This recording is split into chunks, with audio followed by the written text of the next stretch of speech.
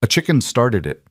One scrawny, half-feathered hen who couldn't respect a property line, and two stubborn people who couldn't respect their own hearts.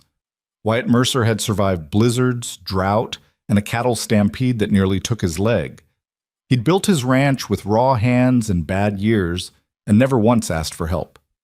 But nothing. Not the worst Montana winter, not a collapsed fence in mud season. Nothing undid him quite like his neighbor.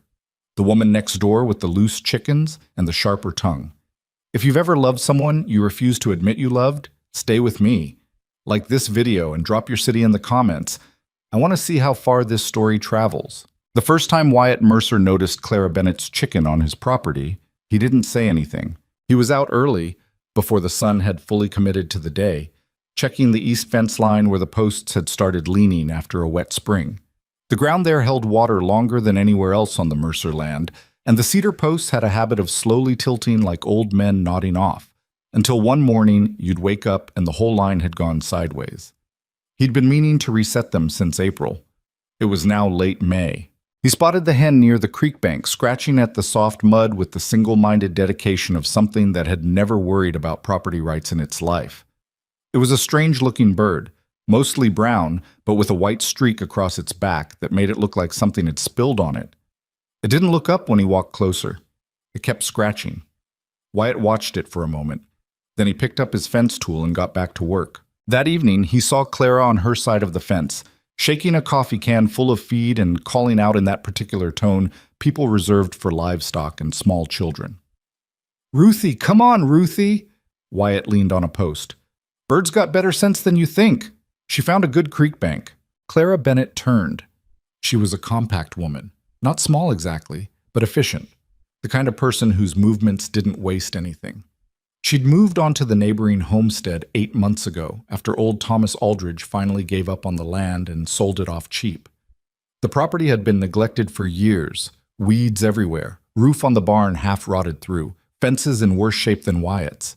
He'd expected whoever bought it to last one winter, maybe two. Claire had fixed the barn roof in October, by herself, in a cold rain.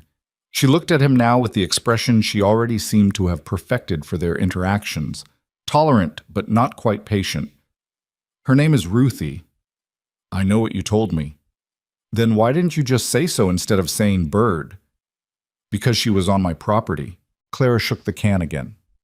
The hen finally looked up from the creek bed, considered the situation, and wandered back through the gap in the fence with the unhurried dignity of something that knew it wasn't truly in trouble.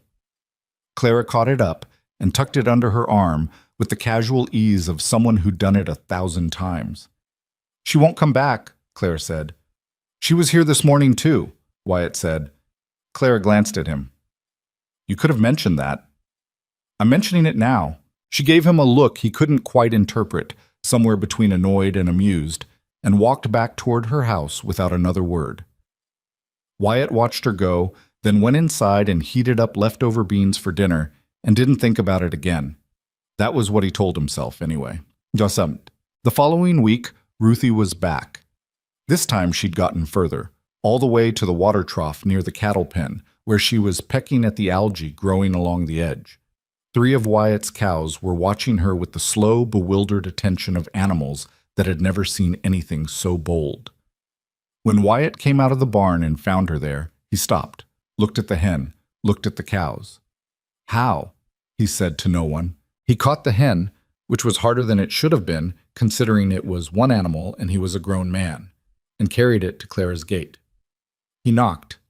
Clara answered with flour on her hands and a dish towel over her shoulder, which meant he'd interrupted her in the middle of something. "Your chicken," he said, holding the hen out. Clara blinked at it. Where was she? "My water trough." "Your water trough is 40 yards from the fence line." "I'm aware. She's never gone that far before." "She seems motivated." Clara took the hen with both hands and looked at it with an expression that mixed exasperation and genuine affection in a way Wyatt found confusing. "Ruthie, you can't keep doing this," she said to it. The chicken made no response. "She's going to keep doing this," Wyatt said. "She's not. I'll fix the gap in the fence." "I'd appreciate that." She looked up at him. "I said I'd fix it." "You said you'd fix it last week." A pause. The flour on her hands was drying already. I had other things to do. Clara, it's one fence post. She set the chicken down, and it immediately walked off toward the garden. I'll handle it by Friday, she said, in the tone of someone closing a discussion, and closed her door. The fence post was fixed by Thursday. He'd give her that. He noticed it when he rode the line that morning. Fresh cedar, tamped solid, the wire pulled tight and stapled neat. She'd done clean work. Better than he'd expected. He almost said something when he saw her that afternoon, but the moment passed, and then it seemed strange to bring it up, so he didn't. The fence held for 11 days. Then Ruthie found a different gap. But I don't understand, said Hank Doyle, who owned the feed store in Silver Hollow and considered himself something of a community historian. How one chicken keeps finding new holes in a fence that both of them are supposedly maintaining. She's crafty, said Mae Whitfield, who ran the post office and had heard the story 3 times now from 3 different people. Clara says she finds them by feels somehow, just walks the line until she finds give. That doesn't make sense. Chickens don't make sense, Hank. This conversation, or variations of it, became a regular feature of life in Silver Hollow that summer. The small town, 200 souls in the valley itself, more if you counted the outlying ranches and homesteads, ran on shared weather, shared worry, and shared story, and the ongoing saga of the Mercer-Bennett fence had become the summer's primary entertainment. It wasn't that the disputes were dramatic. It was that they were relentless and specific, and conducted by 2 people who could argue the exact same point from opposite ends without either of them giving an inch. You've got cattle grazing up to my fence line, Clara said one afternoon in June, leaning over the very fence they'd argued about 3 times already. They're eating the grass on my side through the wire. Wyatt didn't look up from the cinch he was working on. Your side extends to the fence post, not to my cattle's mouths. They're reaching through. Then plant something they don't like right along the line. I already planted winter rye there. Well, he checked the cinch buckle. Problem solved. They ate the winter rye.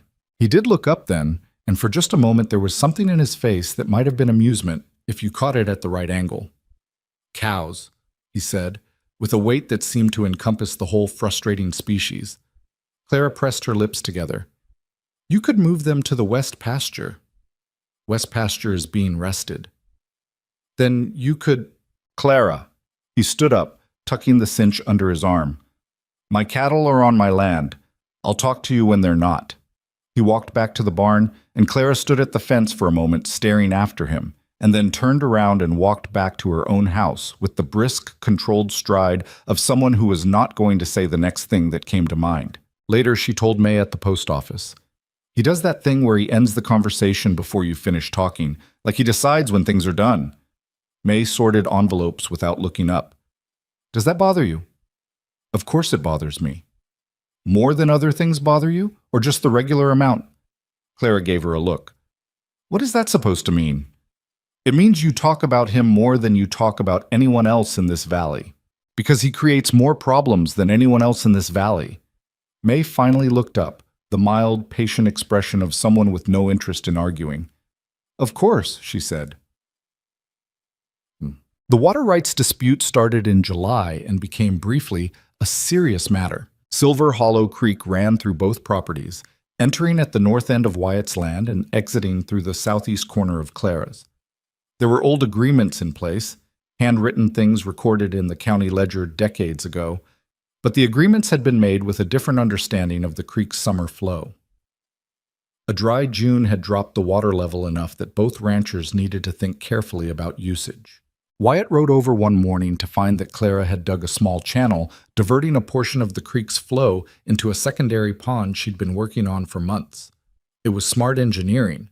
The pond would help with irrigation, but the channel was pulling water from the main stream at a point that sat upstream of where Wyatt's cattle watered. He stood at the edge of the channel for a long time. Then he rode to her house. Clara was in the vegetable garden when he arrived, and she knew from the way he tied his horse that this wasn't a casual visit. She stood up slowly, wiping her hands on her pants. The channel, he said. I know, she said. You know it's pulling from upstream of my cattle. I measured the flow. You're still getting enough. This week. What about August? She crossed her arms, not defensively, more like she was steadying herself. I checked the county records, Wyatt. I'm within my usage rights. Your usage rights assume normal summer flow. We haven't had normal summer anything. I need that water for the irrigation, and I need it for 23 head of cattle who don't have another water source within reasonable distance. They stood on opposite sides of her garden fence, which was, given the situation, not lost on either of them. And for once, neither of them spoke immediately. The argument was real. Not a fence post, not a wandering hen. This was the kind of disagreement that could turn into something harder. Clara was first to speak. What do you want? I want you to reduce the channel intake by half when the creek drops below a certain point. I'll mark it on a stake. When it hits that mark, you cut the flow. She thought about it. He could see her thinking about it, turning the math over. That gives me less water than I planned for. I know. And you're asking me to monitor it. I'm asking us both to monitor it. I'll put the stake in, you'll check it. If you're good that day, you run full intake. If not half. He paused. It's fair, Clara. She looked at him for a long moment. There was something in her expression, something he didn't quite know how to read. And then she nodded once, the way she nodded when she'd made up her mind. All right, he said. He turned his horse. She called after him. You could have come at this differently. He looked back. I could have, but I figured you'd want the straight version. She didn't respond to that, but later, May noticed that she was not as irritated as expected when she came in for the mail that afternoon. What Wyatt Mercer would never have admitted to anyone, and barely admitted to himself, was that he had started looking forward to it. The arguments, the fence negotiations, the complicated disagreements about drainage and livestock and property lines. He'd been ranching alone for 4 years since his father died and left him the land and the debts and the responsibility of figuring out what kind of man to be in that silence. He had friends in town. He had Hank and May and the Dawson family down the road. But the ranch itself was quiet in a way that he'd made his peace with, the way you made peace with things you couldn't change. Then Clara Bennett moved in next door with her tools and her bad-tempered independence and her chicken, and suddenly there was noise again. Not music, not exactly. More like the sound of something being worked on constantly, which, when he was honest with himself, had always been a sound he liked. He was not going to tell her that. He was not going to tell her anything as long as he could avoid it.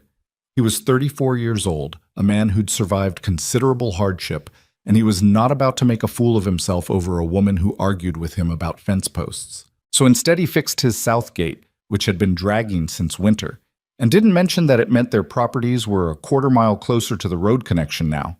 He left a bushel of early potatoes on her fence post one morning with no note, which was a gesture he immediately regretted and then told himself meant nothing. When she sent back half a rhubarb pie with no note, he ate it in 3 days and didn't comment on it when he saw her. These were not the actions of a man who'd made peace with his situation. They were the actions of a man who was making an ongoing series of small, poorly considered decisions and hoping no one was paying attention. Everyone was paying attention. You left her potatoes, said Hank Doyle, with the particular satisfaction of a man who'd been waiting for confirmation of something. Wyatt was buying wire staples. He didn't look up. I had a surplus. You had a surplus of new potatoes in July. It happens. And she gave you pie. She was being neighborly. Wyatt, Hank put the staples on the counter. The entire town has a bet running. Wyatt finally looked at him. On what? On how long before you two figure it out? There was a silence. Wyatt counted out the coins for the staples with deliberate care. Figure what out? Well, said Hank, the consensus is pretty strong on what exactly.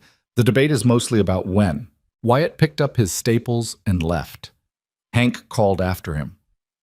I've got $1 on September. Oh, August arrived hot and relentless, the way August did in that part of Montana, a dry, pressing heat that turned the grass yellow and made every metal surface too hot to touch by noon. The work didn't stop.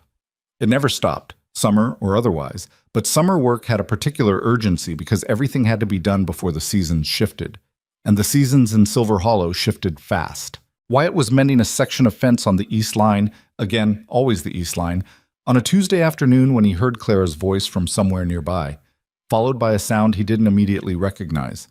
He straightened up and looked over the fence. She was in the field just on her side, and she'd clearly been moving something heavy. A feed cart, by the look of it. And the wheel had dropped into a ground squirrel hole that had been disguised by dry grass. The cart had tipped, scattering bags of feed across the field, and Clara was standing with one hand braced on her knee and the other pressed to her lower back, and her expression made it clear that her back had taken the jolt of the cart's sudden stop. She didn't call for help. That was the thing. She just stood there for a moment, breathing, and then she moved to start picking up the feed bags. Wyatt watched her pick up one bag. Then he set down his fence tool, unlatched the gate between their properties, and walked over. Clara looked up when she heard him coming, and he could see her prepare something to say, some version of, "I've got it," or "I'm fine." And he held up a hand before she could start. "I'm just going to help," he said. "You don't have to say anything about it." She held his eyes for a moment. Then she set down the bag she'd picked up and stepped back, which for Clara Bennett was a significant concession. They worked in silence, righting the cart and reloading the bags. He fixed the wheel where it had cracked slightly, not well, but enough to hold, using the wire in his pocket. Clara watched him do it without offering directions, which he noticed. When they were done, she tested the cart, found it workable, and looked at him. "Thank you," she said. "You'd have managed." Eventually, a pause.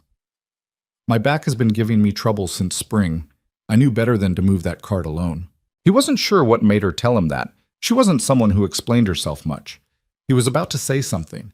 He wasn't sure what, but the moment passed the way moments did, and he just nodded and walked back to the gate and latched it behind him. He picked up his fence tool and stood there for a second before he started working again. She'd trusted him with something small. He wasn't sure why that felt like something larger. The first real laugh happened in September. Wyatt had a heifer that had gotten loose from the south pasture. Not for the first time. The south pasture gate had a latch that froze in cold weather and then warped during the heat, and he'd been meaning to replace it since the spring.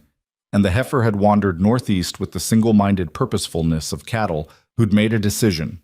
He tracked her for 40 minutes across his own land before realizing she'd slipped through the fence near the creek. He found the heifer in Clara's yard. Not in the field, in the actual yard. The small fenced area behind Clara's house where she grew the kitchen garden and kept the chicken pen. The heifer was standing among the winter squash with the serene, unconcerned expression of something that had found exactly where it wanted to be, and Ruthie the chicken was watching it from the top of the fence post with what appeared to be professional interest. Clara was standing on her back porch with a cup of coffee, watching all of this. Wyatt came through the gate, took in the scene, and stood for a moment. "How long?" he said. "About 10 minutes, Clara said. "She's been very polite. She only stepped on 2 squash." "I'll replace the squash." "You'll never find this variety at the feed store." He looked at her. "Then I'll plant the seed in the spring." "You don't know how to grow winter squash." "I'll learn." Clara looked at him over her coffee cup, and something shifted in her expression, something he caught for just a second before it went back to neutral. "You'd actually do that?" It wasn't a question. He went to get the heifer. Getting the heifer out of a kitchen garden was not a graceful process. The animal was not large enough to be genuinely dangerous, but was heavy enough to be awkward, and she'd decided at some point that the squash patch was, in fact, exactly where she needed to be, and that leaving was not in her interest. Wyatt had her mostly out through the garden gate when she turned suddenly. He wasn't ready for it, and he went sideways into the fence, catching himself on the post. Clara laughed. Not a polite, restrained, almost a laugh. An actual laugh, real and sudden and completely unguarded. The kind that happens before you remember you're supposed to maintain some dignity. She caught it quickly, pressing her hand over her mouth, but it was already out. Wyatt looked at her. He was half covered in mud from the garden bed, holding onto a heifer with one hand and a fence post with the other, and Clara was laughing on her porch. Something happened in his chest that he chose not to examine. "Glad someone's enjoying this," he said. She was still pressing her hand to her mouth, but her eyes were bright. "I'm sorry," she said. I'm not laughing at you. You're laughing at something. I'm laughing at the general situation." He finally got the heifer moving in the right direction and walked her out through the gate, latching it behind him. He stopped on the outside and looked back at Clara, who had lowered her hand and was watching him with that expression, The one he still couldn't read, the one that was somewhere between complicated and something else. "The squash," he said. "I'll let you know if they're a lost cause," she said. He led the heifer home. He was halfway across the creek before he realized he was smiling, and he made himself stop, which didn't entirely work.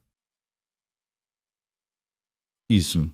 October came in cold and quiet. The aspens on the ridge turned gold and then let go, and the valley settled into the serious work of preparing for winter. Wyatt drove extra fence posts into the soft ground before it froze. Clara stacked firewood and patched the last gaps in her barn with boards he'd offered from a lumber pile he had no other use for. Not a gift, he'd said, a trade. She could repay him in labor when he needed it come spring. She'd agreed to that without argument, which had surprised him. They had a system now, without having talked about it. If one of them was visibly overloaded, the other would show up and help without making it an occasion. No announcements, no negotiations. He'd found her once at 9 in the evening trying to move hay bales in the dark before rain came, and he just parked his wagon next to hers and started moving bales until they were done. She'd shown up at his place twice during a fence emergency with tools he didn't know she had, and the practical competence of someone who'd learned by doing rather than by being taught.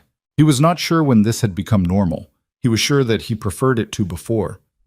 "You're not as unbearable as I expected," Clara told him one afternoon, with the particular tone she used for things that were slightly more honest than she'd planned.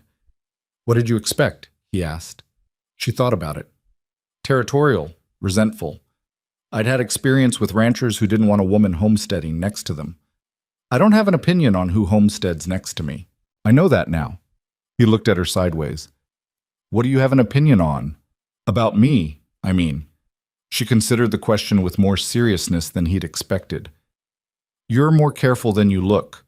You think before you say things, mostly." A pause. "You hold back more than you should." That landed somewhere he didn't want it to land. He looked away at the fence line. "What makes you say that?" "Because you knew I hurt my back in the spring and you never asked how it was." He hadn't said anything about that. He hadn't wanted to embarrass her by making it obvious he'd been paying attention. "How is it?" he asked. Clara almost smiled. "Better," she said. The aspen leaves blew across the fence between them, orange and gold, and neither of them said anything for a while. He thought, standing there, that it might be the longest he'd ever spent in anyone's company without needing to fill the silence. That meant something. He wasn't ready yet to work out what. The harvest celebration was 3 weeks away, and everything was about to change in a way that Wyatt Mercer had absolutely not prepared for. The harvest celebration was held the third Saturday of October, as it had been every year in Silver Hollow for as long as anyone could remember. The Dawson family opened their largest barn. It was always the Dawsons, because they had the most space, and Martha Dawson was the kind of woman who couldn't watch someone else organize a thing without wanting to do it better herself. And by mid-afternoon, the whole valley had shown up with food and fiddles and the specific energy of people who'd spent months working too hard and needed one evening of not doing that. Wyatt arrived later than he'd meant to. He'd been settling the cattle into the winter pasture rotation, and the work had run long, the way it always did when you tried to finish before dark. He'd changed his shirt, which felt like enough effort, and ridden over in the last of the autumn light with the vague, uncommitted feeling of a man who wasn't sure why he'd come, except that not coming would have been noticed. He spotted Clara almost immediately. That wasn't unusual. He'd gotten in the habit of locating her when they were in the same space. A kind of background tracking, like knowing where a gate was so you didn't run into it in the dark. He told himself it was practical, the same way he kept track of the weather. She was near the food tables talking to May Whitfield and one of the Dawson daughters, and she'd worn something different than her usual, a dark blue dress he'd never seen, with her hair down instead of pinned back. He registered this the way you register something that's slightly out of place before your brain catches up and tells you it's not out of place at all. It's just unfamiliar, and unfamiliar isn't the same thing as wrong. He got himself a drink and found Hank Doyle near the barn doors. "You came," Hank said. "I come every year." "You almost didn't come last year." "I came, though." Hank handed him a cup of something warm. "Clara's been here an hour already, helped Martha set up the tables." He said this with the casual precision of someone delivering information they know will be received with more attention than the listener will admit. Wyatt drank from the cup, apple cider, with something added that made it warmer than it should be. "Good of her," he said. "She made that rhubarb thing again, the one she gave you half of in August." "I remember. People keep talking about it. Tom Riley had 3 pieces." "Tom Riley eats whatever's in front of him." "He does," Hank agreed, "but he said it was something else." Wyatt looked across the barn. Clara was laughing at something May had said, head tipped back slightly. Not performing laughter, just having it, the way she had in the garden that afternoon with the heifer. He looked away before Hank could notice he was looking. "Who's that?" he said.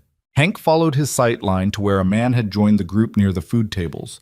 Someone Wyatt didn't recognize, which was unusual in a valley this size. He was younger than Wyatt, maybe by 5 or 6 years, and had the easy, open confidence of someone who hadn't been made uncomfortable by a situation in a long time. He was talking to Clara now, and she was talking back with the direct, engaged quality she brought to conversations that interested her. "New man," Hank said. "Name's Everett Cole. Came through 2 weeks ago looking at the Aldridge properties on the north end. Not Clara's place, the other Aldridge tract that never sold. Seems like he might stay." "Doing what?" "Farming, maybe. He's got money is what I hear, not working money, family money. Wants to try his hand at land." Wyatt watched Everett Cole say something, and Clara smiled. Not the polite, controlled smile she used when she was being careful, but a real one, the kind that got to her eyes. He felt something move in his chest that he'd been successfully ignoring for months, and it didn't ignore back this time. "Huh," he said. "Yeah," Hank said. They stood there for a moment in a silence that was considerably less comfortable than the silences Wyatt usually kept. "I should say hello to the Dawsons," Wyatt said. "Probably," Hank said. He did not sound convinced. Wyatt spent the next hour making his way around the barn in a way that was entirely normal. Talking to Tom Riley about winter feed prices, listening to old Frank Bauer complain about his hip, admiring Martha Dawson's new table arrangement, which she'd spent 6 weeks planning. He was present, sociable, unremarkable. He did not look at Clara and Everett Cole more than a few times, and each time was for a perfectly reasonable purpose that he could have explained if pressed. He was not going to be pressed. What he noticed, without intending to, was that Cole was good at listening, not in a patient, tolerating way, in a genuinely interested way, the same quality Clara had, and when 2 people who both did that thing ended up in a conversation, it took on a particular intensity that was visible from a distance. Cole had asked her something about the homestead, and Clara was explaining the pond project, her hands moving the way they did when she was talking about something technical. And Cole was nodding and asking follow-up questions that told you he understood what she was describing. Wyatt moved to the far end of the barn and talked to the Lundqvist brothers about their fence materials for longer than was strictly necessary. The fiddles started up around 8, and the center of the barn cleared for dancing. Wyatt didn't dance, not because he couldn't, but because the specific combination of effort and vulnerability required struck him as an inefficient use of an evening. He leaned against the barn wall with his cider and watched the Dawson grandchildren run between adult legs and thought about the winter pasture rotation and whether the east fence would hold. He was thinking very hard about the east fence when he saw Everett Cole cross the barn toward Clara and offer his hand. She looked at it for a second. He said something. She said something back. A question, by the shape of it. He answered. And then she took his hand and they moved to the dance floor, and the fiddles went into something fast and bright, and that was that. Wyatt set down his cup. He told himself the thing he was feeling was nothing. Proximity. The particular distortion that happened when you spent enough time in close quarters with someone. You started to read significance into ordinary things. You started to imagine a kind of exclusivity that had never been agreed to, never been discussed, never been anything but a story your own quiet mind made up while you were trying not to make it up. She wasn't his. She'd never said she was anything that would lead a reasonable man to believe she was. She was his neighbor, his arguing partner, the woman who fixed fence posts properly and laughed at him in her kitchen garden and knew about his cattle by name. She was dancing with someone else, and she was allowed to do that. And he was going to stand here against this barn wall and be a reasonable man about it. The problem was that being reasonable had never felt so much like losing something. He stayed for another 40 minutes, which was long enough to look like he hadn't left because of anything. He said goodbye to Martha Dawson and thanked her for the hospitality, and he rode home in the dark with the cold coming down from the ridge and the last of the aspen leaves gone from the trees now, just bare branches against the stars. He didn't sleep well. He told himself it would pass. In the first 2 days after the harvest celebration, he managed this fairly successfully by keeping himself busy in the way that ranching in October allowed. There was always something, always the next task waiting, and if you moved fast enough through your days, you could outrun most things that were trying to catch you. By Wednesday, he'd fixed the south gate latch that had been warping since summer. By Thursday, he'd run new wire along 100 yards of fence on the north line. He was moving at the pace of a man with something to prove to himself, and it was almost working. On Friday afternoon, Clara rode over, not to the fence line, to his door, which she'd never done before. She tied her horse at the post and knocked, and when he opened it, she was holding a covered dish and looking like she'd come with a purpose. "Tom Riley said you skipped the leftover supper yesterday," she said. The day after the harvest celebration, Martha Dawson always organized a leftover supper at the community hall, burning through the food that hadn't gotten finished the night before. Wyatt had skipped it. He hadn't known Tom Riley had noticed. "I was working," he said, "in October." She looked at him. "Everyone slowed down by October." "I had things to do." "You had things you invented so you didn't have to go." She said it without accusation, more like noting a fact. "I made too much soup. Your porch looks cold." He stepped back from the door without quite deciding to, and she came in, which was only the second time she'd been inside his house. The first had been briefly in the spring, when she'd brought the measurements she'd taken of the shared fence line and wanted to compare them with his records. She set the covered dish on the table and took off her coat. His kitchen was functional and not much more. He knew that. He hadn't thought about it until this moment, when someone else was standing in it looking around without appearing to judge, but also clearly taking it in. "Do you have bowls?" she said. "Yes." "I didn't know if you'd have bowls." "I have lived here for 12 years. "That doesn't mean bowls." But she was almost smiling.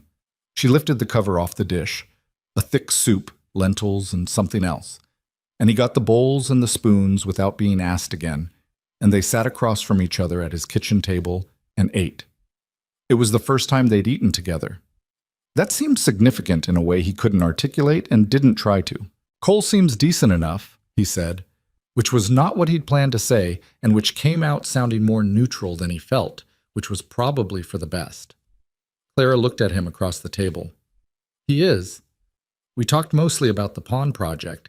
He had some ideas about drainage that were actually useful." "Good drainage sense." "Don't do that." "Do what?" "The thing where you say something that sounds like a compliment, but isn't." She picked up her spoon. "He's a nice man. We had a good conversation. That's what it was." Wyatt was quiet for a moment. Outside, the wind picked up and ran along the eaves. "I know that," he said. "Do you?" He looked at his soup. He thought about several things he could say, weighed them, found them all either too much or too little. "The soup's good," he said. Clara looked at him for a long moment, and he could feel her looking, and he kept his eyes on the bowl, and whatever she was deciding, she seemed to decide in favor of not pressing it further. "It's better the second day," she said. They ate the rest of the meal without saying a great deal, but it was the kind of quiet that had weight to it, the kind that contained things rather than avoided them. November arrived. The ground froze and the days shortened until the light felt like something borrowed, coming late and leaving early. The work shifted to maintenance and preparation, checking insulation in the barn, making sure the water troughs had their heaters working, running through the firewood inventory for the third time to be sure it would last. Wyatt and Clara developed a new version of their existing arrangement. Wordlessly, without any formal agreement, they began checking on each other during the cold snaps. Not hovering, nothing that direct. But there would be a lamp burning late in her barn, and he would ride close enough to the fence to see if things looked right, and if they didn't, he'd go in. She did the same in reverse. He came out one morning during a hard freeze to find she'd left a note tied to his gatepost that just said the creek's surface ice is soft near the bend. Watch the cattle. Which was the kind of information that didn't require acknowledgement but was useful to have and meant she'd ridden the fence line at dawn when the temperature was well below zero. He thought about what she'd said at his kitchen table. The thing where you say something that sounds like a compliment but isn't. He'd been doing that. He could see it now. The habit of wrapping things in a kind of distance, keeping himself a half step back from meaning anything fully. It was a useful habit in most situations. He developed it a long time ago, and it had served him reasonably well. It wasn't serving him now. "You get anywhere with the coal thing?" Hank asked, halfway through November, in the particular casual tone that meant he'd been waiting to ask for weeks. Wyatt was buying hinges for the south gate. He picked up the right size and set it on the counter. "There's no coal thing." He asked her to ride out and look at the North Aldridge property, see what she thought about the land.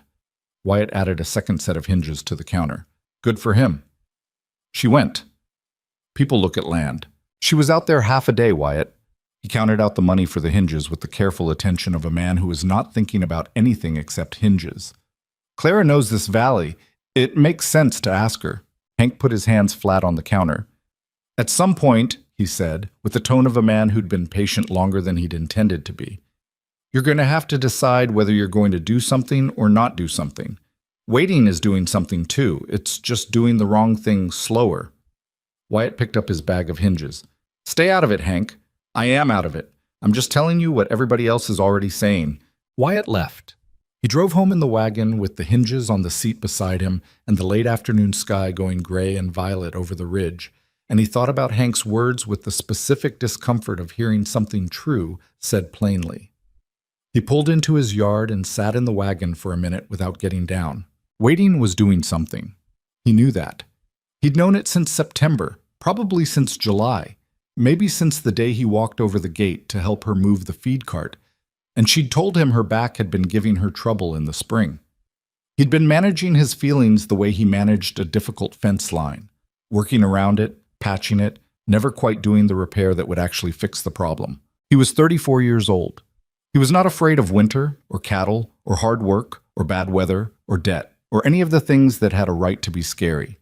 He was, apparently, afraid of Clara Bennett knowing what he felt and making a decision about it. Because at least right now the situation was uncertain, and uncertainty had the quality of still being possible. And if he said the thing out loud and she wasn't interested, then possible became finished, and he wasn't ready to live with that. He got down from the wagon, took the hinges inside, and put them on the workbench, and didn't touch them for 3 days. The second time Everett Cole showed up, it wasn't at a dance. It was a Tuesday morning, and Wyatt was riding his south fence line.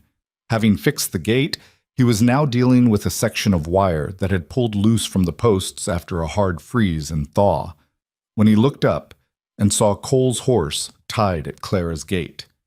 Cole himself was somewhere inside or around the house. Wyatt didn't see him. He sat on his horse for a moment. Then he got off and fixed the wire, one post at a time, all the way down the section that needed doing. It took about an hour. The cold was sitting in his fingers by the end of it, and he flexed them against the fence tool. He didn't look at Clara's gate the whole time. He was getting back on his horse when he heard her voice carrying across in the cold air. The clear quality sound had in freezing weather, traveling further than it should. She was at the gate with Cole, saying something about the drainage calculations for the north property. Cole said something back, a question. She answered. She had the detailed, slightly impatient tone she used when she was explaining something she'd already worked out and wanted the other person to catch up. He'd heard her use that tone on him. He'd always found it more interesting than aggravating, which probably said something about him he'd never examined. He rode home. He ate dinner. He checked the cattle and added hay to the east pasture and told himself he was fine. He was not especially fine. But he'd been not especially fine for a while now and had kept everything functioning regardless, so there was no reason to think that would change. What changed was Clara.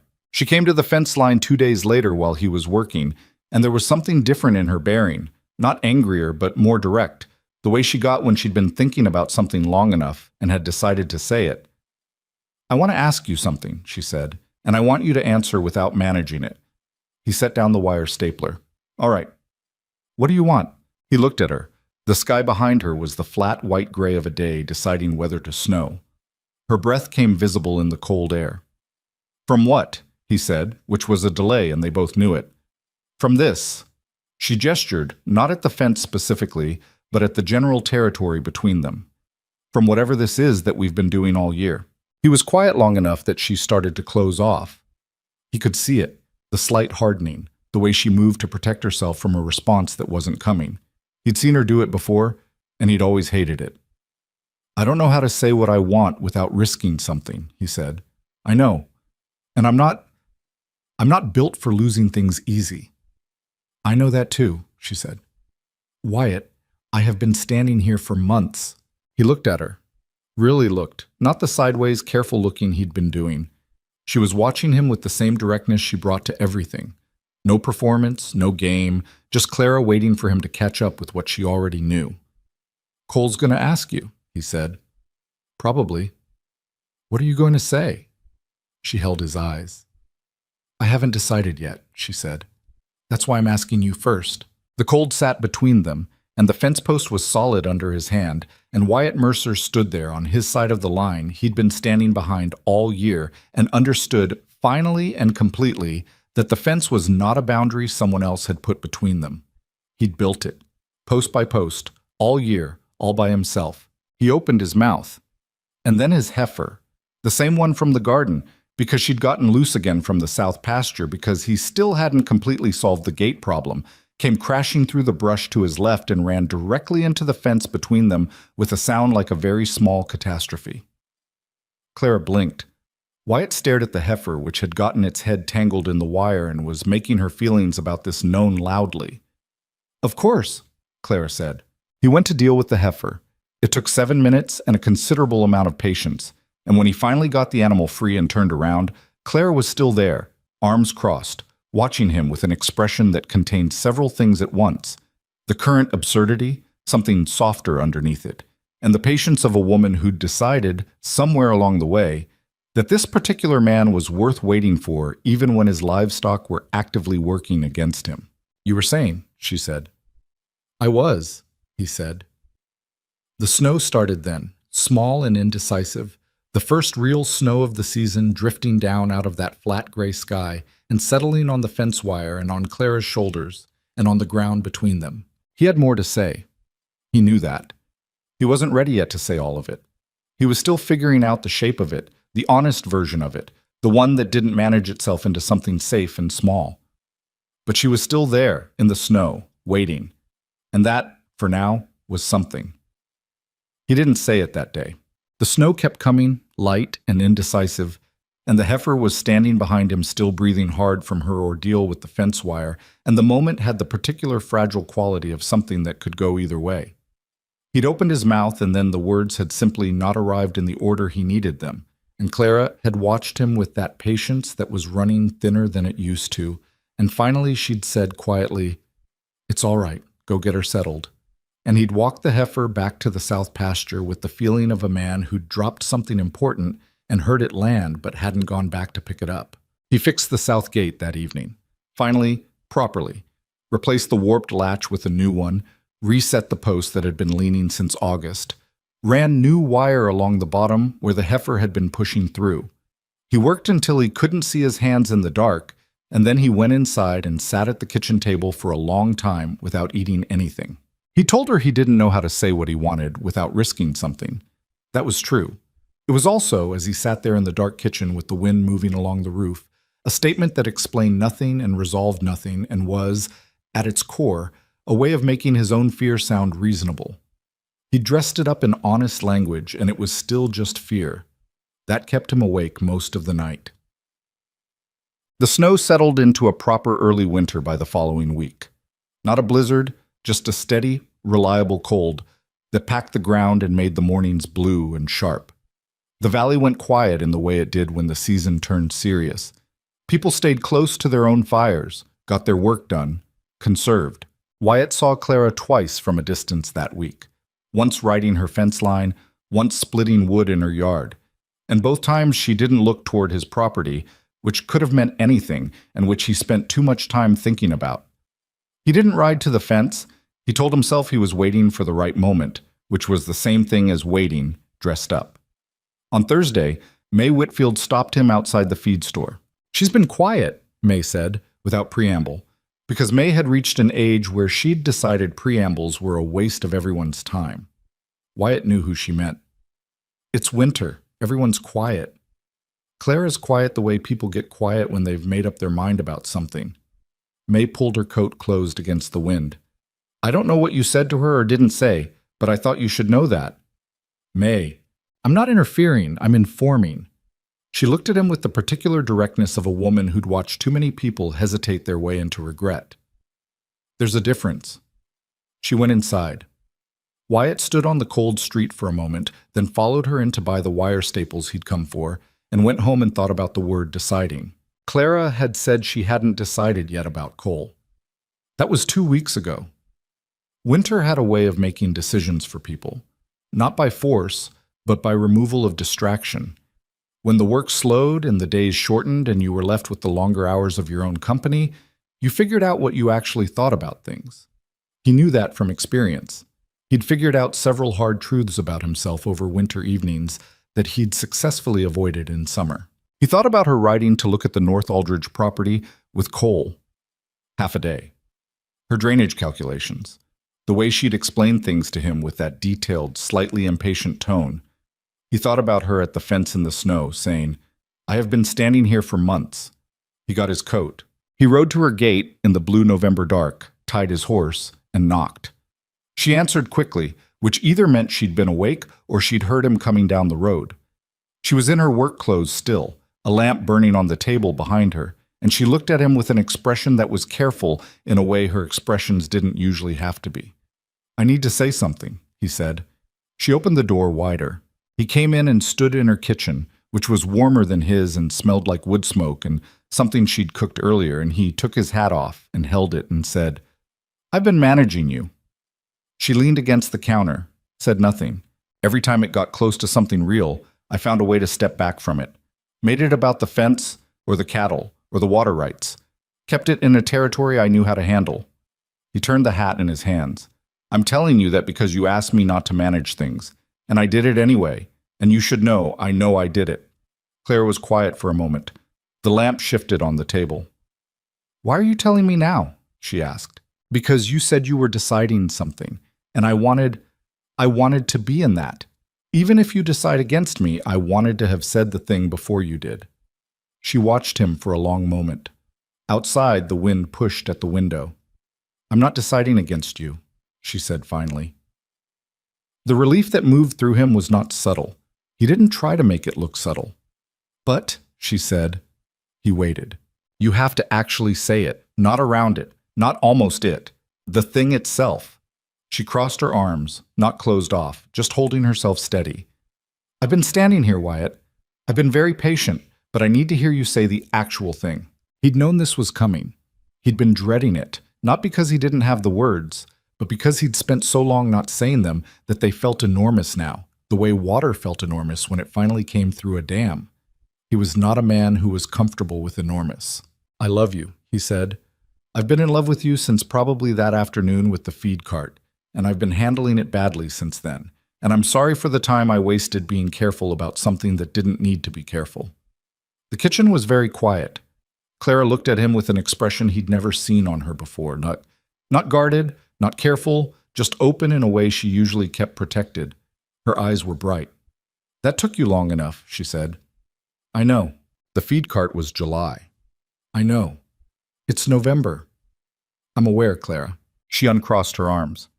"Well," she said, "since we're being honest." She looked at him directly. "I knew by August. I tried not to. You were aggravating and territorial, and you ended conversations without asking permission. But you fixed my cart, and you kept your side of the water agreement, and you moved hay bales in the dark without making it an occasion, and somewhere in there I stopped being able to reason my way out of it." He let out a breath that had been waiting a long time. "What about Cole?" "I was going to tell him I wasn't interested. I just wanted to see what you'd do first." She paused. "That was not entirely fair of me." "No. You could have moved faster. You could have said something directly." "I did say something directly.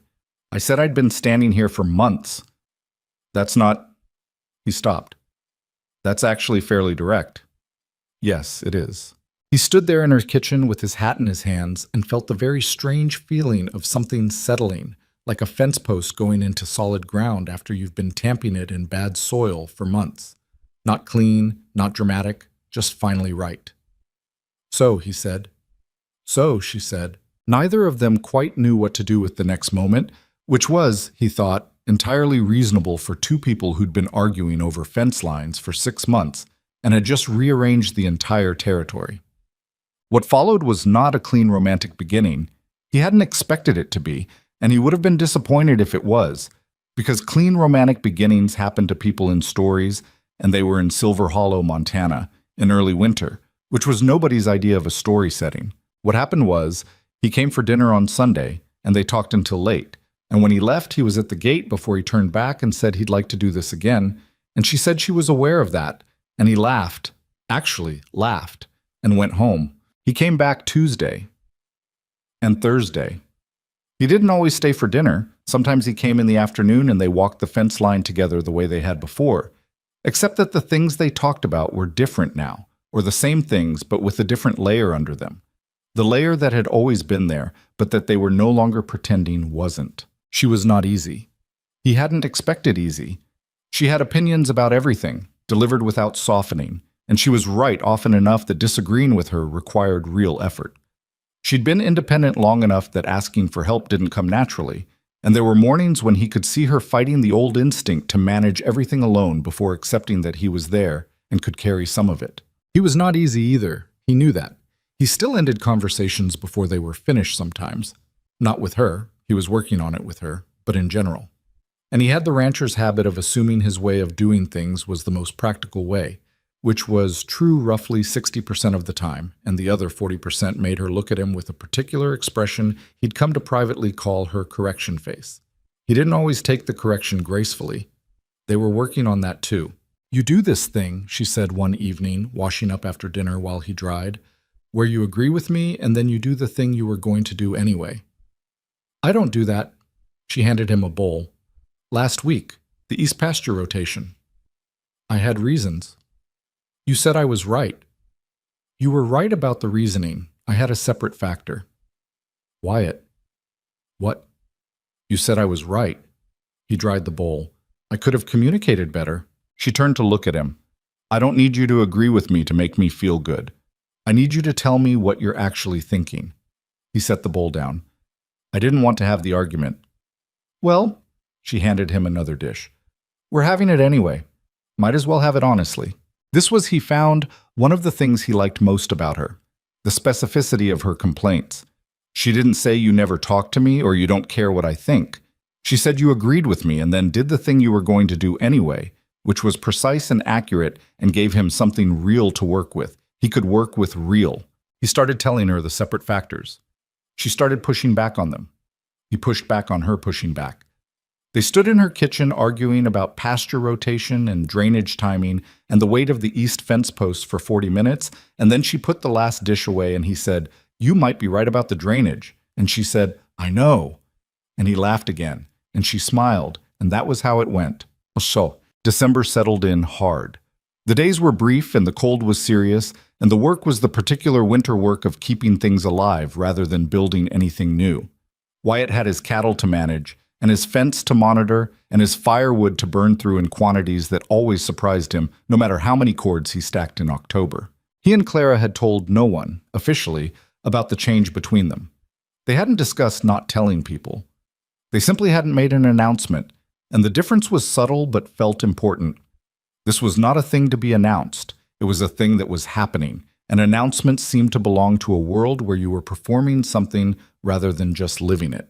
Silver Hollow figured it out anyway. "Hank told Martha," May said, when Clara came in for the mail, "that he saw Wyatt's horse at your gate 4 times in 2 weeks. Clara took her mail. "Hank should worry about his own horses."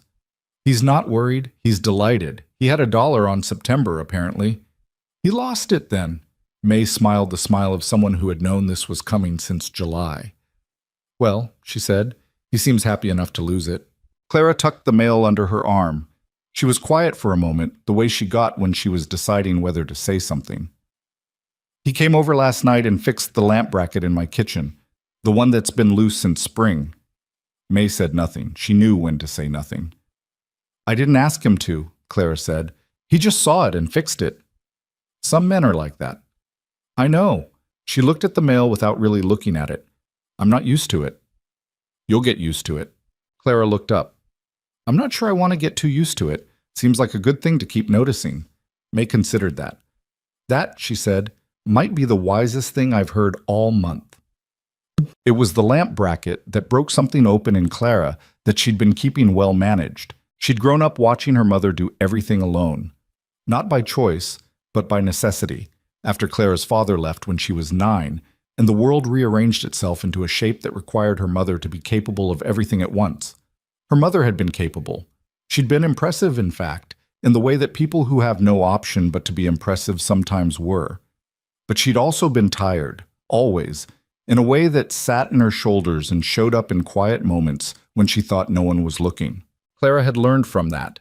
She'd learned competence and self-reliance, and the particular satisfaction of solving your own problems without needing to explain them to anyone.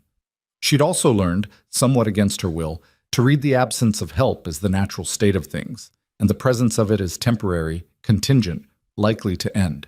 Wyatt fixing the lamp bracket without being asked, not making it an occasion, not expecting thanks, just seeing a thing that needed doing and doing it, had unsettled her in a way she hadn't anticipated.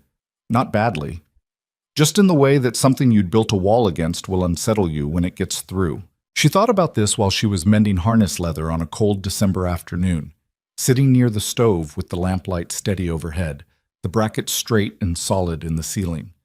She thought about how many times over the past months she'd caught herself surprised by him, by the way he showed up and stayed, by the consistency of it, which was different from the drama of grand gestures and harder, actually, to dismiss. She was not someone who trusted easily. She knew that about herself.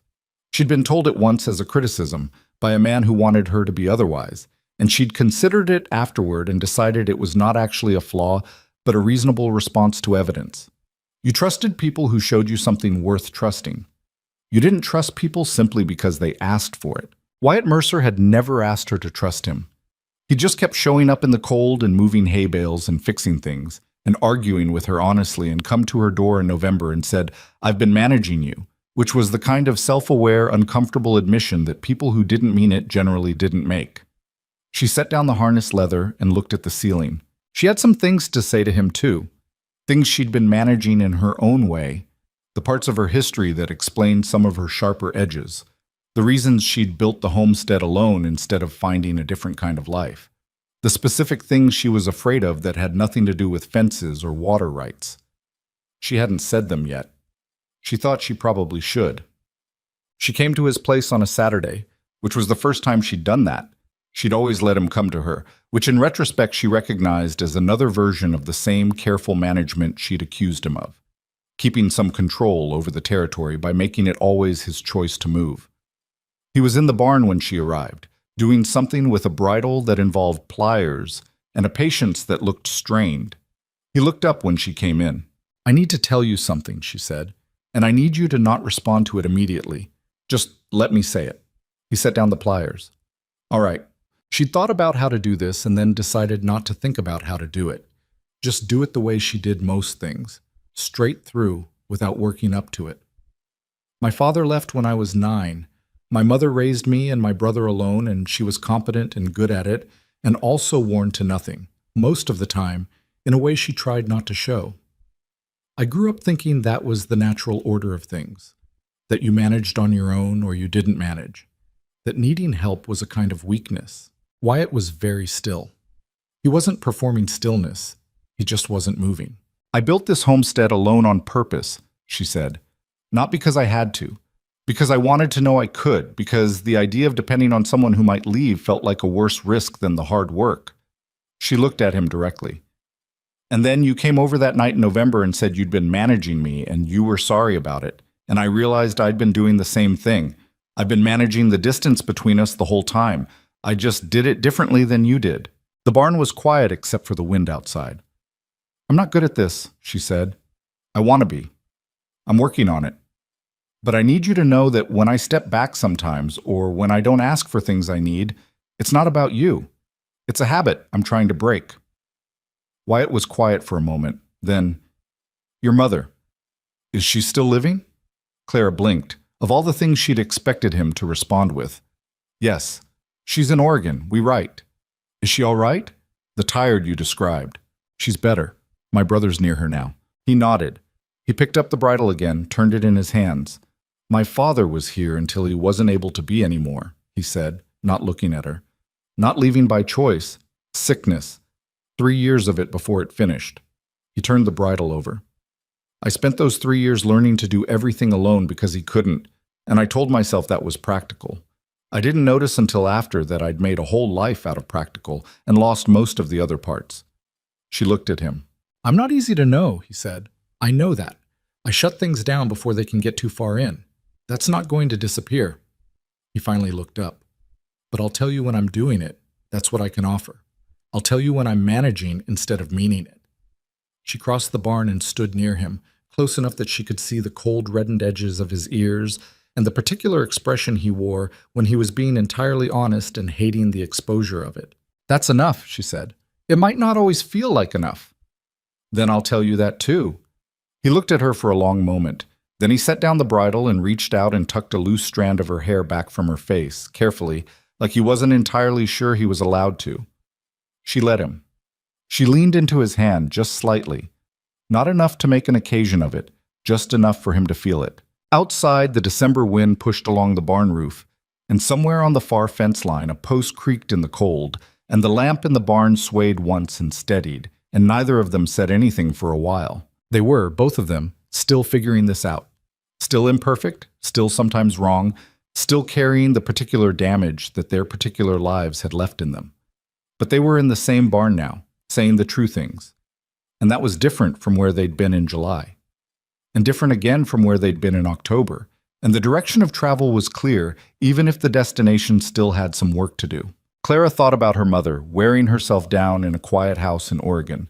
She thought about the lamp bracket, straight and solid overhead. She thought, this is not the absence of risk. This is just a different kind of risk, and maybe a better one. Outside, the Montana winter settled deeper into the valley, cold and patient, and indifferent to the small human business of two people learning to stand in the same place without flinching. January in Silver Hollow was not romantic. It was gray and bone cold, and the kind of long that made people question decisions they'd made in warmer months when everything seemed more possible.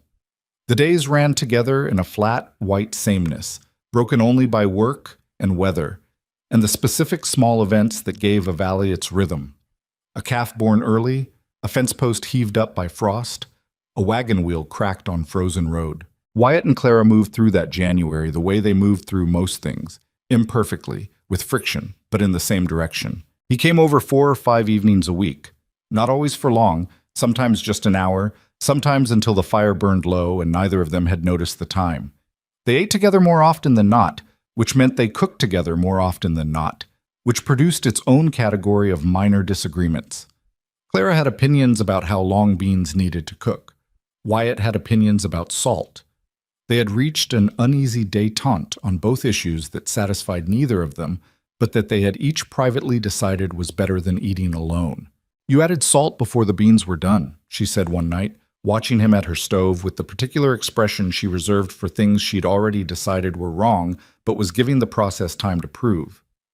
I always add salt before the beans are done. That's why your beans are tough.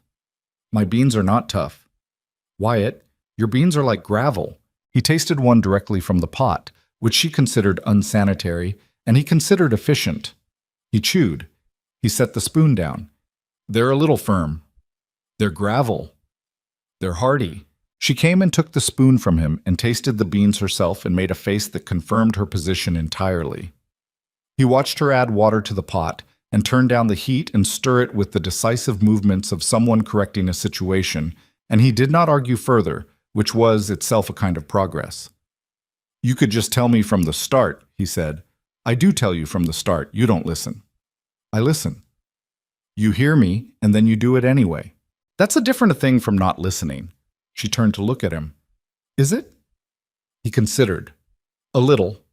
She pointed at the chair with the spoon and he sat down, and she finished the beans, and they were considerably less like gravel when they were done, which he acknowledged and she accepted without excessive satisfaction, which was as close to graceful as either of them typically managed. The thing about a Montana winter was that it put you very close to people, not by choice, not by arrangement, just by geography and weather, and the simple reality that when the roads were bad and the days were short, and the work was reduced to survival maintenance, you ended up inside with whoever was already there. Wyatt had spent 4 winters on that ranch alone, and they hadn't been hard exactly, but they'd had a texture to them, a long, unbroken quiet that he'd stopped noticing until the winter stopped being quiet. He noticed things about Clara in January that he hadn't had the angle to see before. She woke early, earlier than him, which he hadn't thought was possible, but he'd ridden over twice at first light and found her already at work. She read at night, serious books with the spines cracked from real use, and when he asked about them, she talked about what was in them with a specificity that made it clear she was reading to think, not to pass time.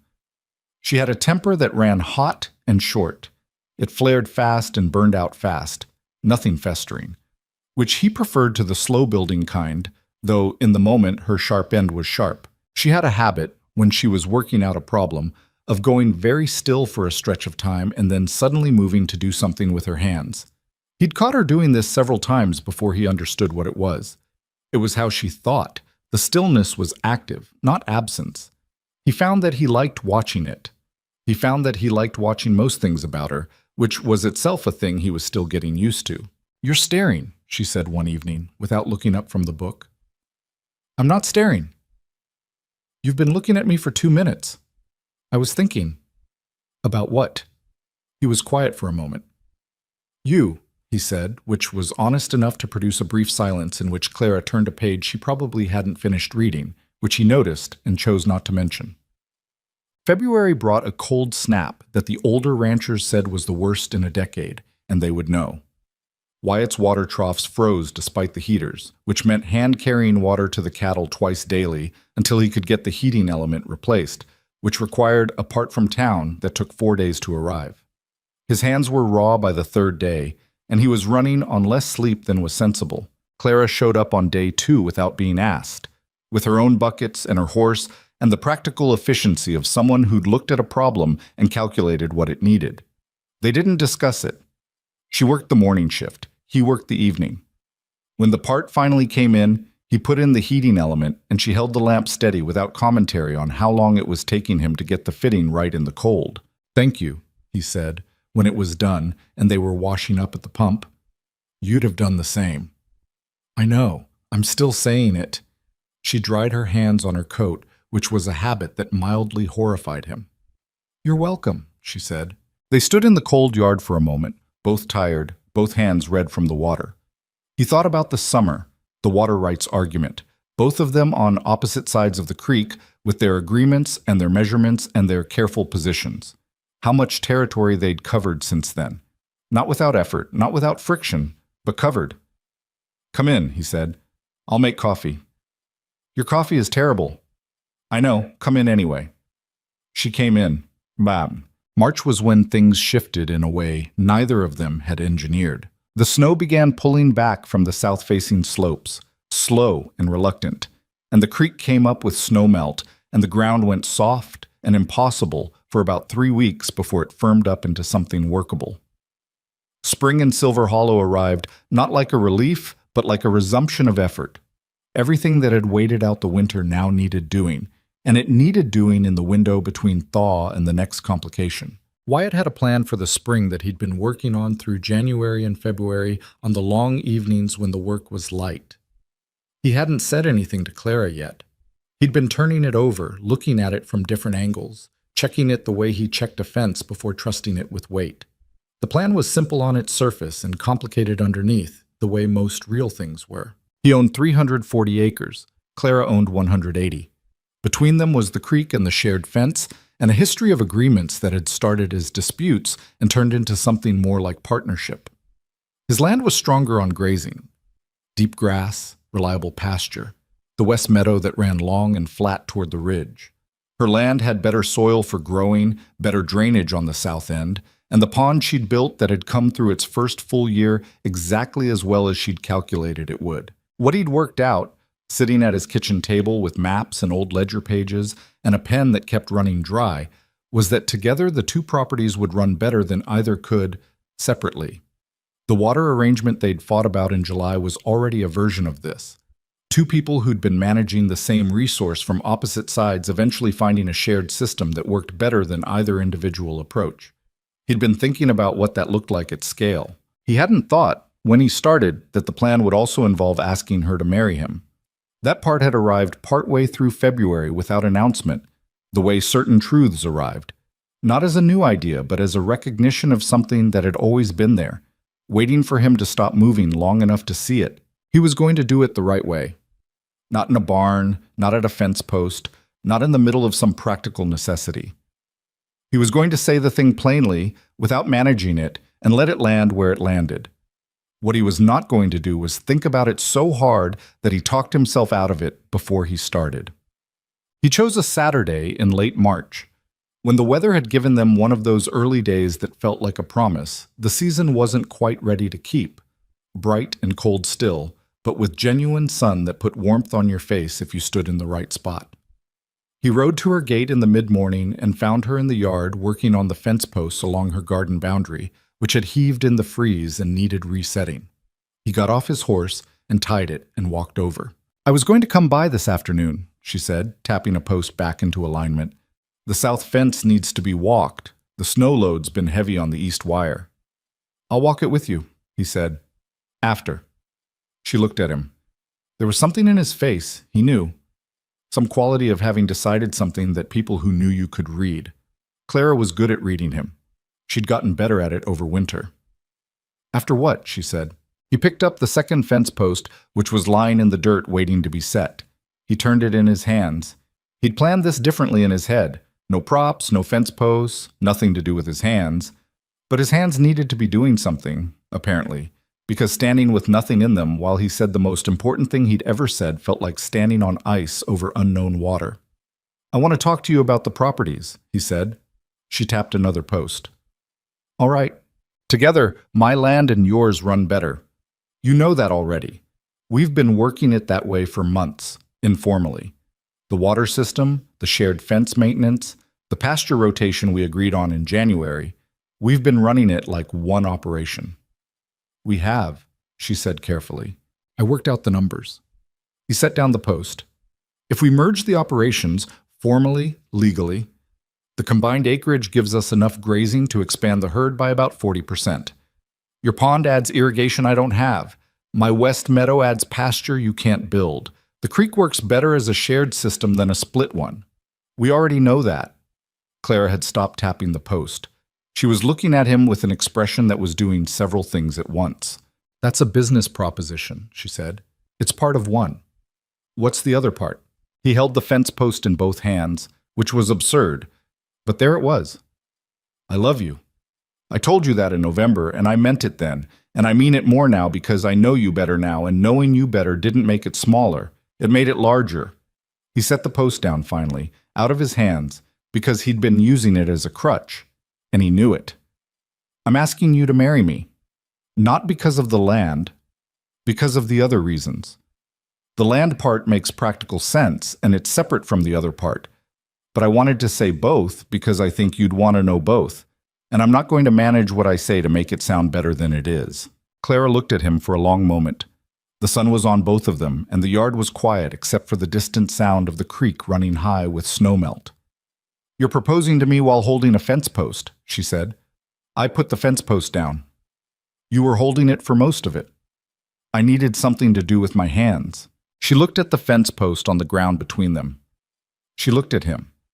Something moved in her face, not the controlled expression she used in public, not the careful one she used when she was protecting herself from something. The real one. The one she had in the barn in December when she told him about her mother. "The land arrangement," she said. "How would it work? Ownership-wise?" "Equal," he said without hesitation. 50-50 on the combined property. One deed, both names. Not your name with me added on. Equal. I said equal. She was quiet. He could see her thinking, the stillness she went into, the active silence. He waited. He had learned, over winter, that waiting for Clara to think was not the same as losing ground. It was just respecting the process. "I've never wanted to be managed," she said finally. Not by a property arrangement, not by a marriage, not by anyone who thought that being with me meant having say over my choices. I know that. Do you know it every day? Not just in the idea of it, but on the days when you disagree with something I decide? He considered the question honestly, which she deserved. I won't always like your decisions, he said. I'll probably say so, but saying so and having say over it are different things. He paused. You could say the same to me. I will say the same to you. I know. She looked at him a little longer, then, I'm going to need to see the numbers you worked out. I have them at the house. All of them, not a summary. All of them. And I want my name on the deed first. Alphabetically, Bennett comes before Mercer. Something loosened in his chest. That's fine. And the chicken, she said. Ruthie comes with the property. She's not negotiable. I wasn't going to negotiate the chicken, Clara. She looked at him one more time, steady and clear-eyed, and then she said, yes, just that. Yes. Not surrounded by anything, not qualified or managed or made smaller than it was. Just the word, direct and certain, the way she did most things when she'd decided. He'd been braced for more resistance. The lack of it left him standing in her yard in the morning sunlight with the feeling of someone who'd prepared for a difficult ford and found the water only waist deep. That was easier than I expected, he said. Don't ruin it. He laughed, the real kind, not managed. And she allowed herself a smile, the full one that reached her eyes, and they stood there in the cold sunshine in her muddy yard, with the fence post on the ground between them and Ruthie, watching from the top of the garden fence with what appeared to be professional indifference. They told people slowly, without ceremony. May Whitfield found out first because she found out everything first, and her response was, finally, delivered with the satisfaction of a woman whose read on a situation had been correct since approximately July. Hank Doyle said he'd lost the dollar on September, but felt the loss was well spent. Martha Dawson cried, which surprised everyone, including Martha Dawson, who hadn't expected to care so much and then found that she did. The practical work of merging two operations was neither quick nor smooth. There were legal matters, the deed, the property boundaries, the water rights that had to be formally restructured from their existing informal arrangement into something the county would recognize. There were decisions about which equipment to keep and which to sell, which routines to combine, and which to let run separately because combining them would cost more in friction than they'd gain in efficiency. They fought about the equipment. Wyatt had a plow that Clara considered outdated. She was not wrong, but he'd used it for 8 years, and there was something in the idea of selling it that felt like getting rid of something he couldn't name. She let him keep it in the corner of the shared barn without argument, which was more generous than he'd expected, and which he recognized as generosity, and told her so. I'm not always difficult, she said. I know that. You sometimes look surprised when I'm not. I'm not surprised. I'm noting it. She gave him a look. Same thing.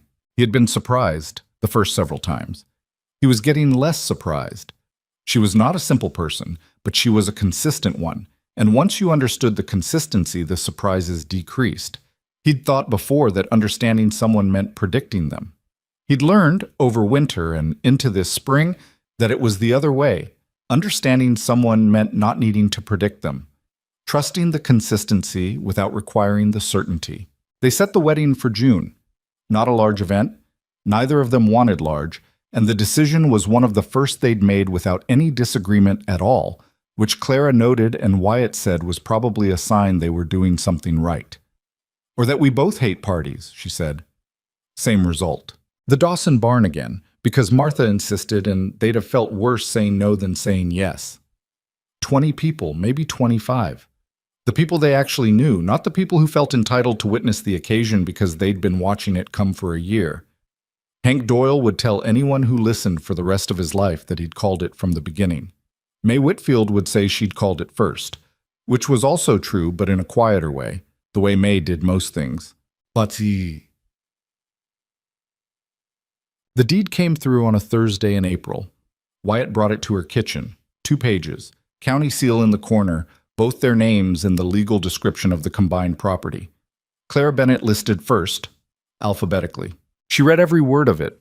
He watched her read it and didn't try to summarize or speed her through it, which was itself a version of understanding her that had taken some months to develop. When she was done, she set it on the table and put her hand flat on it for a moment. "This is the same land I built the pond on," she said. "It is." "And the same land you drove cattle on when your father was sick." He hadn't told her that story until February. "Yes." She looked at the deed. "It's a lot of weight for 2 pieces of paper." "That's what land is." She looked at him. "You understand that I'm not marrying the land. The land is practical. The other part is separate, like you said." "I know." "But the land matters too." "I know that too." She picked up the deed and folded it carefully along its original crease. "I'm going to put this somewhere I won't lose it." "Good idea." "Unlike some people," she said, with the particular tone that meant she was referencing the 3 times he'd misplaced important papers in the past 4 months, "who leave things on the workbench under other things." That was once. It was 3 times. Twice.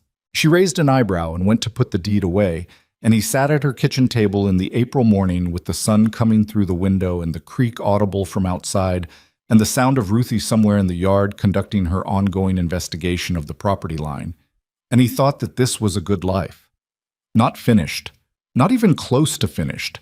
There was still the merged operation to build and the wedding to get through, and the long project of 2 difficult people making something that lasted. But good. The kind of good that wasn't comfort exactly, more like rightness, like a post tamped into solid ground. He'd spent a long time thinking rightness meant ease. He'd been wrong about that, and being wrong about it had cost him some years of unnecessary quiet. But he was here now, and Clara was in the next room, and the deed had both their names on it, and June was 6 weeks away. He could work with that. The June wedding was not elegant. Wyatt had expected that, and Clara had not pretended otherwise, and the result was something more honest than elegant, anyway. 23 people in the Dawson barn on a Saturday afternoon when the weather couldn't make up its mind, cycling between genuine warmth and a cool wind off the ridge that kept pulling at the ribbon Martha Dawson had tied around the support beam. Clara wore the dark blue dress from the harvest celebration. Wyatt recognized it and didn't say anything, but she caught him recognizing it and said quietly, before they started, "It seemed right." "It is right," he said. He wore his good shirt and his second-best boots because his best boots had developed a creak in January that he'd never gotten around to fixing, which Clara knew about and had said nothing about for 3 weeks leading up to this day, which he considered an act of genuine goodwill on her part. The ceremony was short. They'd both agreed on short, not because they didn't mean it, but because the meaning wasn't in the length of the words. Judge Pearson from the county seat read the standard language, and they said what needed saying. And when it was done, Hank Doyle started clapping before anyone else, which was exactly the kind of thing Hank Doyle would do. Clara's mother had come from Oregon. She was a small, straight-backed woman named Ruth, which explained the chicken's name, Wyatt realized, and felt like a piece of a puzzle clicking into a place he hadn't known was missing. And she held her daughter's hands before the ceremony and didn't say much, just looked at her for a long moment, with the expression of a woman who'd spent years worrying about something, and had finally been given reason to worry less.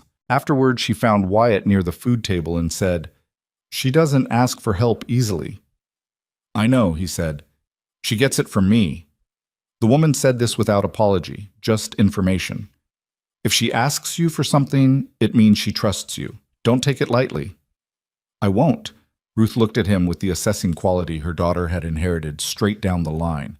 Then she nodded once, which he understood was the thing she'd come over to deliver, and went to find Clara.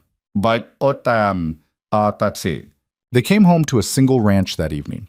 Not Wyatt's place, not Clara's place, but the combined operation that they'd spent April and May learning to think of as one thing. They'd decided, after some negotiation, to make Clara's house the main residence. It was smaller, but it sat on better ground and had better light in the morning, and the barn on that side of the property was newer. Wyatt's house would become the bunkhouse when they eventually had the labor to fill it, which was part of the longer plan. He'd moved his things over in March, incrementally, in the practical way that suited both of them better than ceremony. By June, there was nothing left at the old house except the outdated plow, which still sat in the corner of the old barn because neither of them had gotten around to it, and maybe neither of them entirely wanted to. That first evening, as a married couple, they ate leftover food from the wedding. Martha Dawson had sent them home with enough to last a week. and sat on Clara's porch in the long June light and didn't say much. There wasn't much that needed saying. They'd said most of the things. The quiet was the comfortable kind. The kind Wyatt had first noticed in October when he'd realized how long he could spend near her without needing to fill the silence. And that quality had only deepened over winter into something that felt less like the absence of noise and more like its own kind of communication. Ruthie was on the porch railing. She'd been given free run of the combined property since the fence between the two operations had come down, and she'd responded to this expanded territory with the focused dedication of someone who'd always suspected there was more world out there and had finally been proven right. "She looks pleased with herself," Clara said. "She's always looked pleased with herself. She's earned it. She started all of this." Wyatt looked at the chicken, who was watching the yard with the self-possessed attention of a small emperor. "I'm not going to tell the chicken she started anything. She'll become insufferable." "She's already insufferable. More insufferable." Clara almost smiled. The light was going gold on the hills. Wyatt had his boots off, including the creaking ones, finally, and his feet on the porch rail, and it struck him as he sat there that this was perhaps the most at ease he had felt in years. Not the absence of problems. There were problems. There would always be problems. They had an expanded operation to build, and debts to manage, and a summer's worth of hard work ahead. But the case itself was real. He was not managing anything. He was just here, on this porch, with this woman, and the evening was long, and the light was good. The first hard year of the merged operation was exactly as difficult as they'd expected, and in some ways more difficult than that, because expectation and reality had a relationship that didn't always honor the terms. The expanded herd required more water management than they'd planned for, and the summer of that first year ran dry enough that Wyatt's calculations about creek flow had to be revised downward, and they spent 6 weeks in a rotation that was technically workable but wore on both of them. Clara's irrigation pond, which had been the subject of the original water rights dispute, turned out to be the thing that saved the kitchen garden and the south fields when the creek dropped. Wyatt told her this directly. She said she knew, without satisfaction, because she'd been too tired by then for satisfaction. They disagreed that summer, more than they had since the fence war. Not about feelings, that territory had been mapped and was navigable now, but about operations, about money, about timing and priorities and whose judgment to trust on which decisions. There were 3 separate arguments in August alone that ended with one of them walking out of a conversation and needing an hour before coming back. The one Wyatt would remember was about the cattle. He decided, without discussing it first, to sell 6 head early, before the fall price, lower than they'd get by waiting, but he'd run the numbers and decided the cash position was more important than the premium. He told her after the fact. She was quiet for a moment that had the quality of something gathering. "You decided that alone," she said. "I knew you'd want to wait. I did the numbers." "You decided that alone," she said again, not louder, just clearer. "On a jointly owned operation." He knew before she finished that he'd made a mistake. Not the cattle decision. He still thought that was right. The method. He'd seen a problem, run his own calculation, acted on it, and told her afterward, which was exactly what he'd done for 12 years of running land by himself, and was exactly not what they'd agreed to. "You're right," he said. She looked at him. She'd expected, he could tell, more defense. The quick agreement seemed to catch her off guard. "I defaulted to a loan," he said. "I know better. I should have come to you with the numbers before I acted on them. Yes. I'll tell you before next time." "I don't want to be informed before next time," she said. "I want to be in the conversation when it matters. There's a difference." "I know there is." She turned away for a moment, looking out toward the south field. He could see her deciding whether the argument was resolved or whether there was more. She turned back. "The decision itself was probably right," she said. "The numbers hold." "I know. But if you do it again, I won't. I will be significantly more difficult to live with than I currently am." "That's a meaningful threat," he said. Something broke in her expression. Not into softness exactly, but into the real thing, the actual Clara underneath the position she'd been holding. "I'm not trying to second-guess every decision you make. I trust your judgment. I just need to be in it." I know that. I'm sorry. She nodded once. The conversation was done. Not cleanly.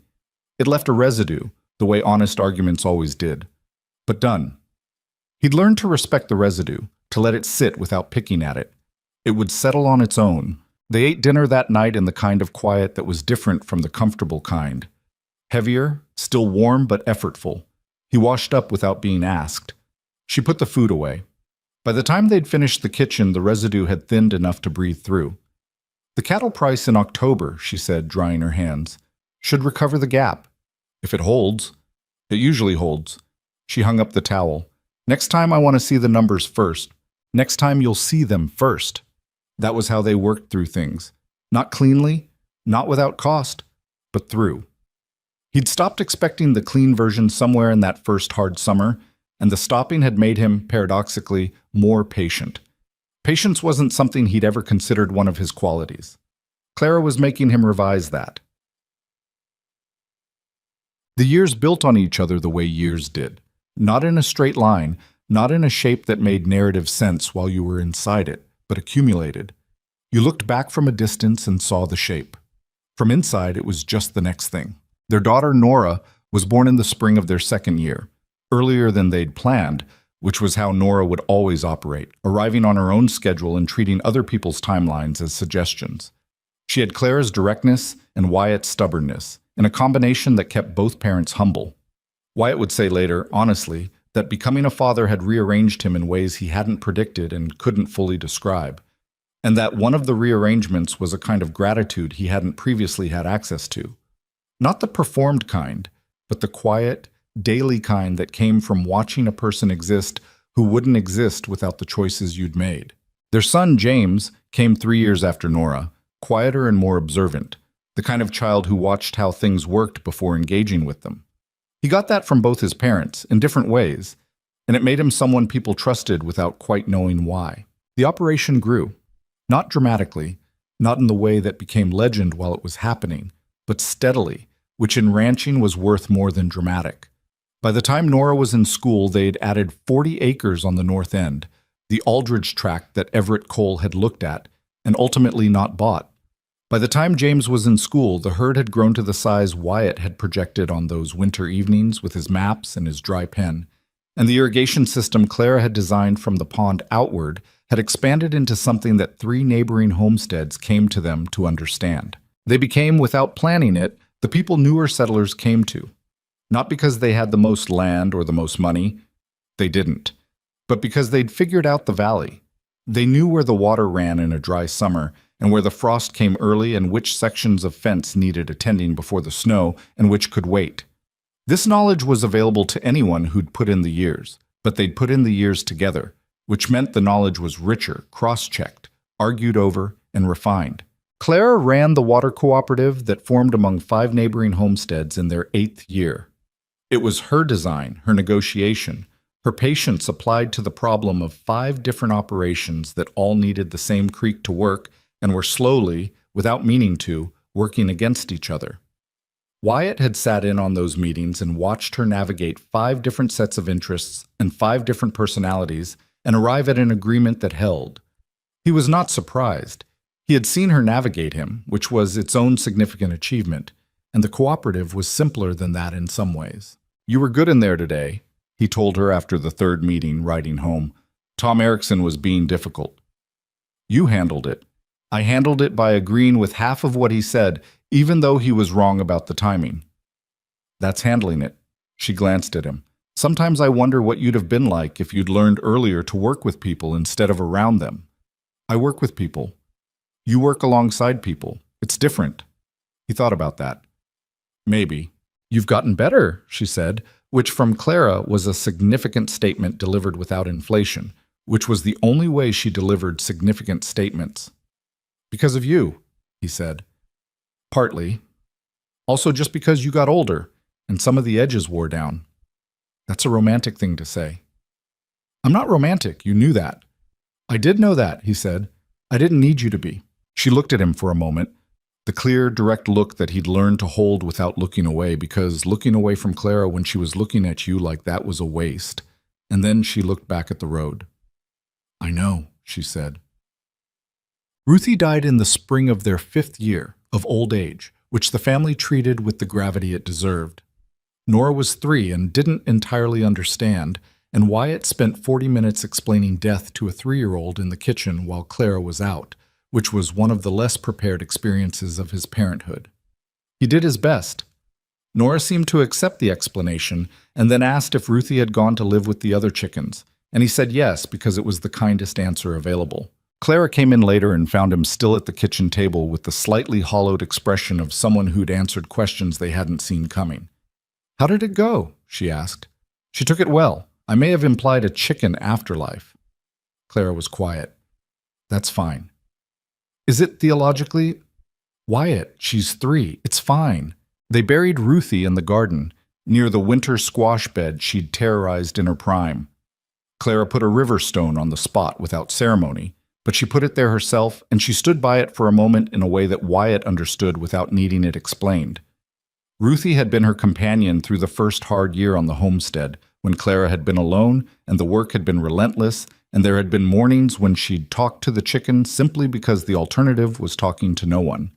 He knew this because she'd told him in January, in the kitchen, one of the things she'd been managing that she'd decided to stop managing. He stood with her by the stone without saying anything. She put her hand in his, which she did without performance when she meant it, and they stood there for a minute in the spring morning. That was all. They went back to work after. There was a moment.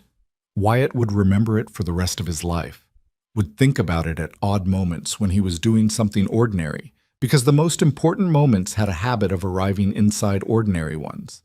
That happened on an unremarkable evening in their 12th year together. They were on the porch.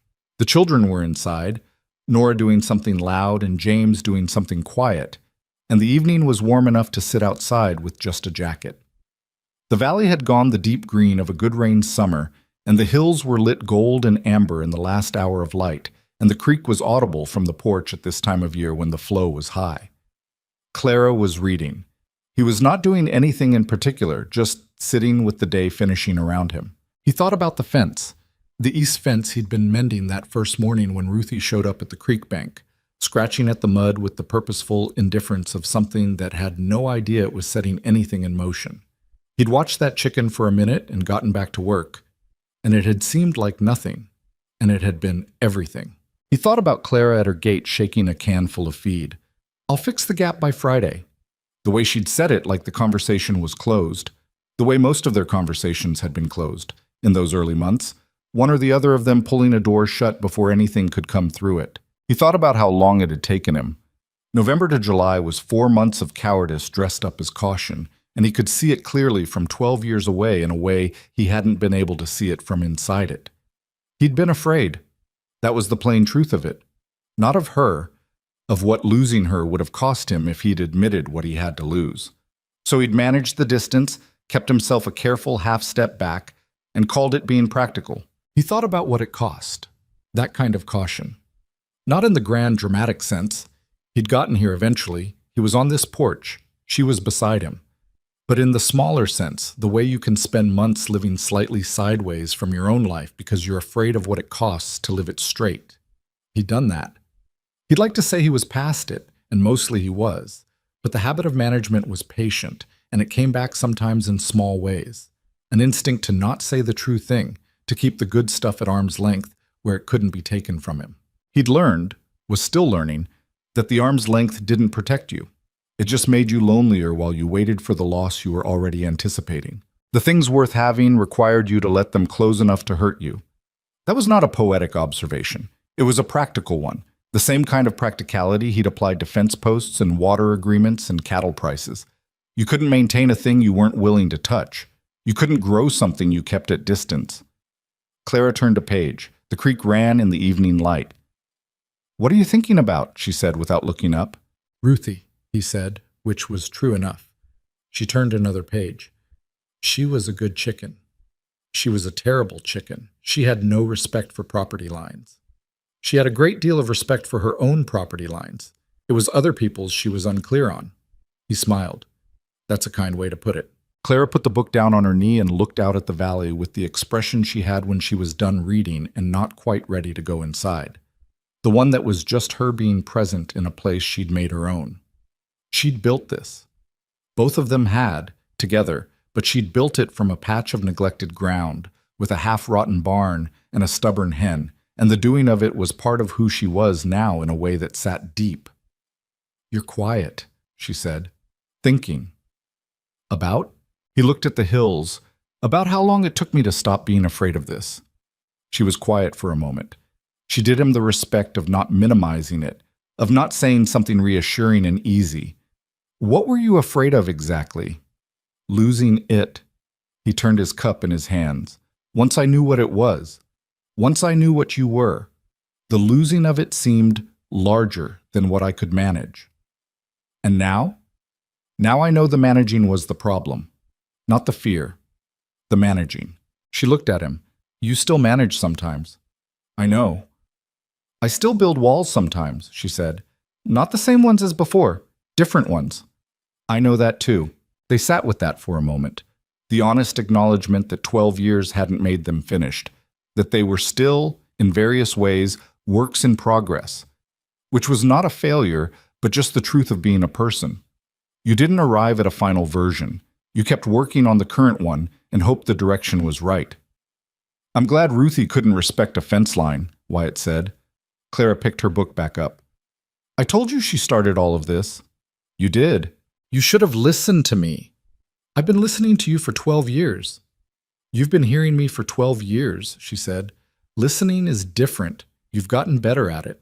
He looked at her profile in the evening light, the line of her jaw, the way she held the book, the particular quality of her attention, whether she was reading or working or arguing or just sitting on a porch in a good summer evening. He'd spent the better part of a year trying not to look at her directly. He'd spent 12 years looking at her as much as she'd let him, which was most of the time, and he hadn't gotten tired of it. He didn't think he would. What they built in Silver Hollow was not a legend while they were building it. Legends happened in retrospect, assembled by people looking backward and finding a shape in what had been, at the time, just a life. The water cooperative lasted 20 years and expanded to include 11 homesteads before it became part of the county's formal irrigation authority. The combined Mercer-Bennett operation, they kept both names on the deed, always the way Clara had insisted, became one of the most productive in the valley, not because of size, but because of the drainage, the water management, the particular cross-pollination of two different ways of thinking about land that had argued itself into something neither of them would have found alone. Nora grew up and came back to the ranch after 4 years at a university in Helena, which surprised Wyatt and didn't surprise Clara, who had understood her daughter's relationship to this land in a way he'd eventually caught up with. She had opinions about everything, delivered without softening, and she was right often enough that disagreeing with her required real effort. James became a surveyor, which made sense. He'd always been the one who wanted to understand exactly where things were. Ruth, Clara's mother, came for a long visit in their 10th year and stayed 3 months.